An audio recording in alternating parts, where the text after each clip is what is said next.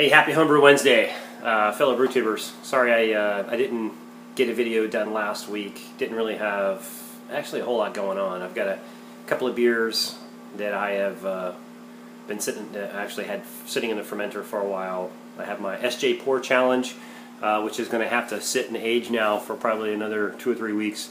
And then I had a double IPA, old school IPA that I made with my buddy Jason, and that one is, I'm going to rack that tonight and put it in a keg, and hopefully I can taste that tomorrow and see how my first double IPA came out. So what I wanted to do is talk about a brew day that I'm going to have here this weekend. I think, I don't know if you can see this. This is the grain bill here.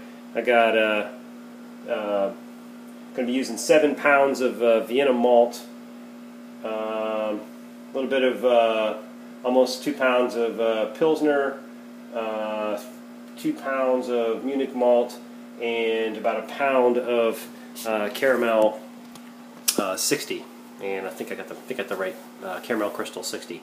So I'm also for the yeast I'm going to use German lager WLP 830, and I'm going to use about 1.5 ounces of German Hallertau. I don't know if you can tell what I'm making, but thinking about the time of year, this is my Oktoberfest. I'm going to call it, what am I calling it? Dean's something Oktoberfest. I don't know what I'm going to, Dio? I don't know. I have to come up with a good name. So if you get any suggestions out there, you know, please let me know.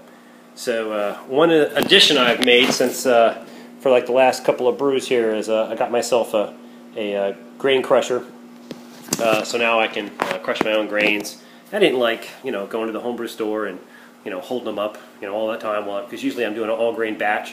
You got some guys that come in there and they do like a partial all-grain, or a partial grain mash and extract, and they'll have like, I don't know, 4 pounds of grain to crush, and then I'm in there with like 20 pounds of grain for whatever it is that I'm making, and it takes me forever. So anyway, I got this thing. It's a hand crank. My screw gun that I have is not powerful enough to power this, which is got me really upset. So I'm going to have to go get another one that's got a little more torque to it. I'm also obviously going to have to do some wiping on my chalkboard when I get ready to start. So anyway, I think I'll probably come back tomorrow and try to get some of the brew day footage if my wife will let me brew on Saturday. My mother-in-law's in town, so we might be. I think we've got plans for Sunday, but I think for Saturday. Actually, no, Sunday I'll be flying, so tomorrow is really my last day here, so I don't know. I'll be gone all next week. I'm flying out to the Midwest to do some business stuff, so hopefully I can squeeze in a brew day tomorrow. Anyway, I'm drinking a local beer here from the DC area called DC Brow, and the beer is called the Citizen. It's a Belgian pale ale. It's about 7%, and it tastes very similar to the beer a couple episodes ago that I brewed called Pantry Saison. So maybe my beer isn't really a Saison. Maybe it's a Belgian pale. It tastes a lot like this DC Brow beer here. So anyway, we'll come back a little bit later and I'll try to get some of the brew day. Cheers. Okay, so I said in the last clip that I was going to try and rack my double IPA.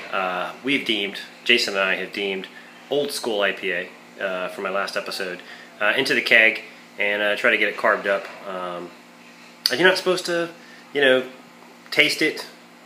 You're supposed to have a little patience. You're not supposed to taste it the first day you rack it, but I couldn't resist. So here it is. Color is a little bit dark.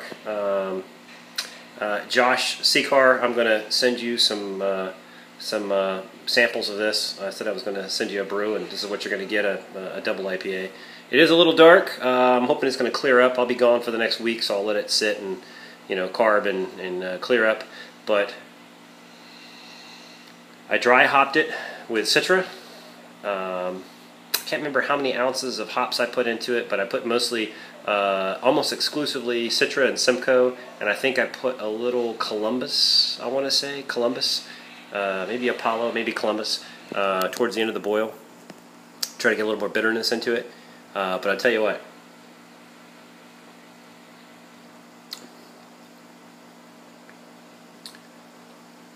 I think it's about 8.5%, maybe 8.3, 8.4%, and it tastes just like a, you know, it's green right now. Obviously, you can taste it's green. It's got to sit and kind of age a little bit, but it tastes just like an Imperial IPA. I am extremely happy with this. I think Jason, when he gets back next week and he tastes it, he's gonna love it.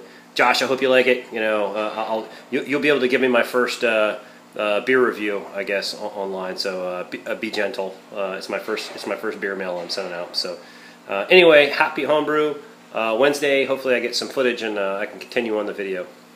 Cheers. Okay, so I'm here on the brew day. I'm just about done with a mash.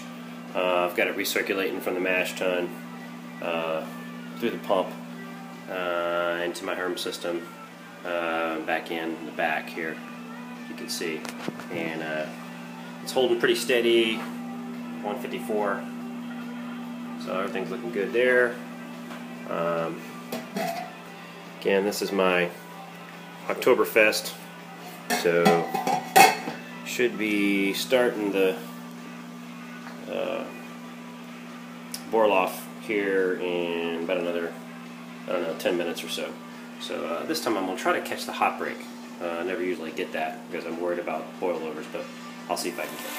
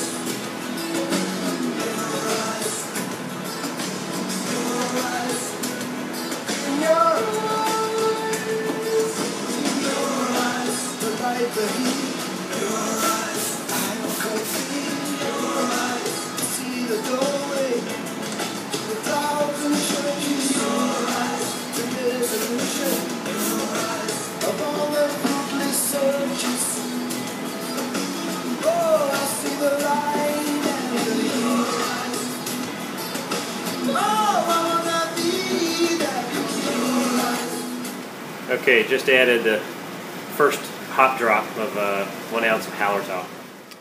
Okay, so down in the basement, I don't know if you'll be able to see this, but this is my lagering chamber.